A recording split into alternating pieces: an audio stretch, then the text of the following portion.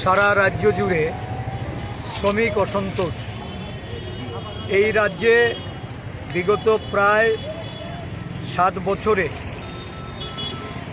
BJP সরকার ক্ষমতায় আসার আগে শ্রমিকদের উদ্দেশ্যে যে প্রতিশ্রুতিগুলি তারা প্রদান করেছেন, শ্রমিকদের দৈনন্দিন অর্থনৈতিক জীবনযাত্রার মান উন্নয়নে যারা প্রতিশ্রুতিবদ্ধ ছিলেন, আজকে তাদের মজুরি বৃদ্ধি থেকে শুরু করে তাদের প্রতিনিয়ত বিপদের সম্মুখীন হয়েও এই সরকারের তরফ থেকে কোনো ধরনের সাড়া পাচ্ছেন না।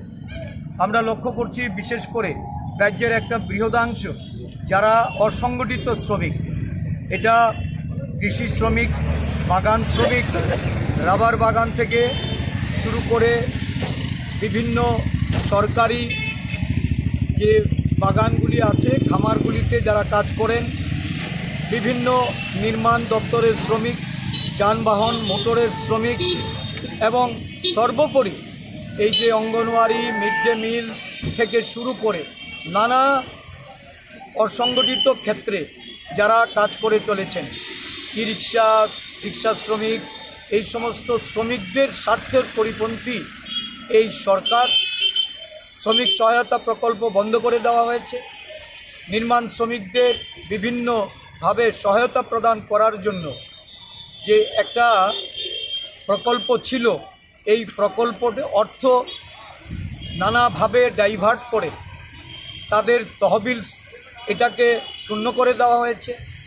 সারা রাজ্য জুড়ে শ্রমিকরা বন্যায় কবলিত হয়ে ক্ষতিগ্রস্ত হয়েছেন, তাদের কোনো ধরনের পুনর্বাসনের ক্ষেত্রে সরকারের কোনো আর্থিক সহায়তা নেই। এবং দেখা গেছে যে রেগার শ্রমিক, যে গ্রামীণ একটা বৃহত্তর অংশের রেগার শ্রমিক, আমাদের শহরগুলিতে যারা টুয়েপের সঙ্গে যুক্ত কাজ করে চলেছেন, এই শ্রমিকদের তাদের মজুরি বৃদ্ধির জন্য প্রতিশ্রুতি ছিল এই সরকারের, কিন্তু এই প্রতিশ্রুতি বর্তমানে কোথাও এটা প্রতিপালন করা হয়নি। শ্রমিক অসন্তোষে আজকে দেখা যাচ্ছে যে বিভিন্ন সরকারি দপ্তরে অসংগঠিত রূপে যারা কাজ করতেন, দীর্ঘ সময় ধরে কাজ করেছেন, এই সরকার ক্ষমতাসীন হয়ে তাদের ছাঁটাই করেছে। বিশেষ করে স্বাস্থ্য দপ্তরের ডিটিটি শ্রমিকরা স্বাস্থ্য অধিকর্তার সঙ্গে মিলিত হয়ে এই বিষয়গুলি তুলে ধরেছেন।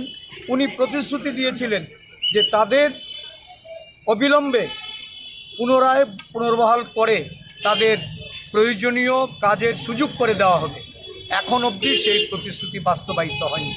রাজ্য সরকার একটা শ্রমিক বিরোধী মনোভাব নিয়ে এই রাজ্যটাকে শাসন করছে।